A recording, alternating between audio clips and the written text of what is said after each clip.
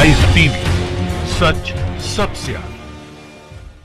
बिहार में एक बार फिर से नीतीश कुमार होंगे या फिर इस बार तेजस्वी यादव का तेज देखने को मिलेगा। नमस्कार, द लाइव टीवी में स्वागत है और मैं हूं हर्षिता सिंह आपके साथ। फिलहाल हम आपको बता दें कि अभी जो रुझान हमारे पास आए हैं वो हम आपको बता रहे हैं कि 111 पर एनडीए की प्रत्याशी 124 सीटों पर महागठबंधन को बढ़त मिली है। महागठबंधन 124 सीटों पर आगे चल रहा है। वहीं एनडीए की बात करें तो एनडीए फिलहाल 111 सीटों पर सिमटता हुआ दिखाई दे रहा है।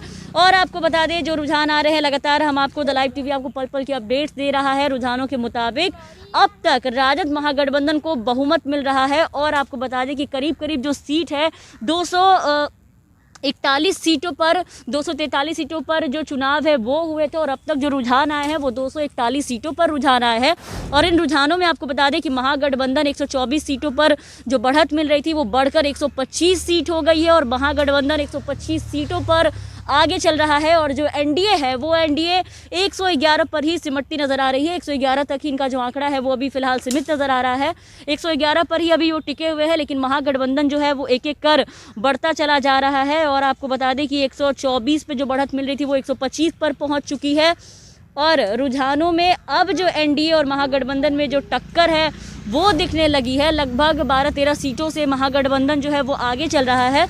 तो आपको बता दें कि महागठबंधन भले ही 12-13 सीटों पर आगे है, मगर अभी कुछ देर पहले जो रुझान आए थे वहाँ पर अचानक से ये दिखा कि एनडीए जो ट्विस्ट आया उसमें ये दिखा कि एनडीए महागठबंधन से आगे निकल गई थी, लेकिन वापस से फिर से अपनी जो पोजीशन है महागठबंधन ने बरकरार रखी, फिर से उसी पोजीशन पे आ गए और एक बार फिर से उन्होंने बहुमत हासिल की है। और रुझानों में अभी राघोपुर विधानसभा सीट की हम एक बार फिर से बात करेंगे, जहां से तेजस्वी यादव ने नामांकन का पर्चा दाखिल किया था। पिछले बार भी आरजेडी से इन्होंने ही वहां से नामांकन किया था और जीत भी हासिल की थी। और इस बार भी दोनों भाई तेजस्वी जहां से इन दोनों ने नामांकन किया है, लालू के दोनों ही लाल अपना झंडा गाड़ते नजर आ रहे हैं।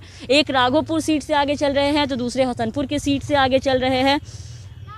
तो 241 सीटों पर आए रुझान में महागठबंधन 135 सीटों पर आगे चल रही है और एनडीए फिलहाल अभी भी 112 सीटों पर ही सिमटती नजर आ रही है। तो बीजेपी की गठबंधन वाली पार्टी जो बिहार में रूलिंग पार्टी है, डबल इंजन की सरकार, यानी कि एनडीए का जो आंकड़ा है कहां तक पहुंचा है वो हमने आपको बताया कि वो 112 पर है। महागठबंधन 135 सीटों पर रूल कर रही है।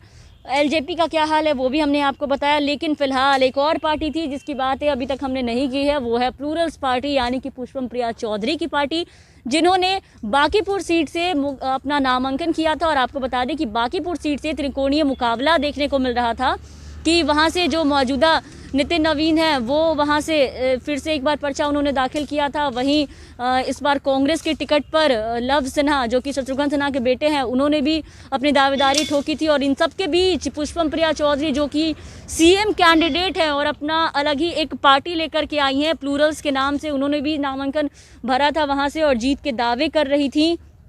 कई तरह के ग्राउंड रिपोर्ट्स उन्होंने दिखाए, ग्राउंड लेवल पे गई और काफ़ी मशक्क़त की उन्होंने बिहार में खुद को स्टैंड करने के लिए।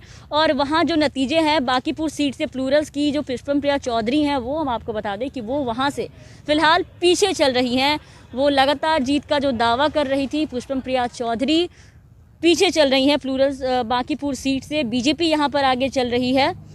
और आपको बता दें कि एनडीए और यूपीए में बराबरी का मुकाबला जो है वो अब देखने को मिल रहा है। और पहली बार रुझानों में जो एनडीए है वो आगे निकला था और जो महागठबंधन था वो बीच में थोड़ी सी जो उनकी पोजीशन है वो खसकते नज़र आई थी और वो पीछे चले गए थे। लेकिन एक बार फिर से महागठबंधन ने अपनी सीट को बरकरार रखा और 135 पे पहुंच गए। रुझानों के मुताबिक अभी जो रुझान आ रहे हैं उसमें हम आपको बता दें कि फिलहाल एनडीए 111 से 112 और अब 119 सीटों पर पहुँच गया है। 19 सीटों पर आगे चल रहा है।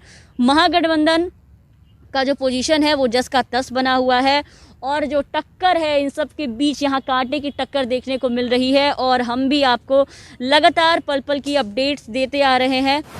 आप बने रहे हमारे साथ। आगे लगातार जो भी अपडेट्स हैं 12 बजे के बाद जो परिणाम है, 12 से 2 बजे के बीच में जो रुझान है वो खत्म होंगे और धीरे धीरे परिणाम आने शुरू हो जाएंगे और जो तस्वीरें हैं कि कौन किस सीट से आगे चल रहा है, ये परिणाम के साथ साथ जो तस्वीरें हैं वो साफ होते जाएंगे और शाम तक ये पता चलेगा कि इस बार बिहार का मुख्यमंत्री कौन होगा, किसके सर बिहार की जनता ताज पहनाएगी, किसकी ताजपोशी होगी।